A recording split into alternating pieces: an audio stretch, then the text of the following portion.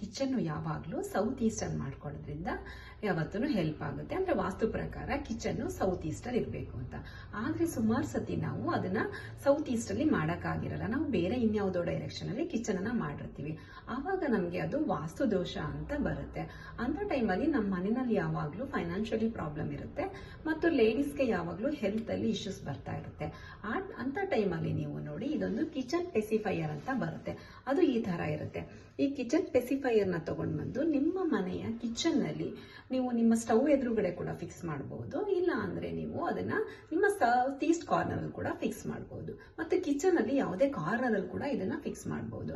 ಇದು ಫುಲ್ ಆಗಿ ಬ್ರಾಸ್ನಲ್ಲಿ ನಾವು ಮಾಡ್ತಿರ್ತೀವಿ ಮತ್ತು ಇದ್ರ ಒಳಗಡೆ ಮಿನರಲ್ಸ್ ಫಿಲ್ ಆಗಿರುತ್ತೆ. ಮೇಲ್ಗಡೆ ನೋಡಿ ಅದೊಂದು ಈ ತರ ಒಂದು ರೆಡ್ ಜಾಸ್ಪರ್ದು ಪಿರಮಿಡ್ ಹಾಕ್ತಿರ್ತೀವಿ. ಇದರಿಂದ ಅಲ್ಲಿ ಏನು ನೆಗೆಟಿವ್ ಕ್ರಿಯೇಟ್ ಆಗ್ತಾ ಇರುತ್ತಲ್ಲ ಅದು ಅವಾಯ್ಡ್ ಆಗುತ್ತೆ. ಮತ್ತೆ ಪಾಸಿಟಿವ್ ಎನರ್ಜಿ ಕೂಡ ಚೆನ್ನಾಗಿ ಹೆಲ್ತ್ ಅಲ್ಲಿ ಕೂಡ ಇಂಪ್ರೂವ್ ಆಗಿರುತ್ತೆ.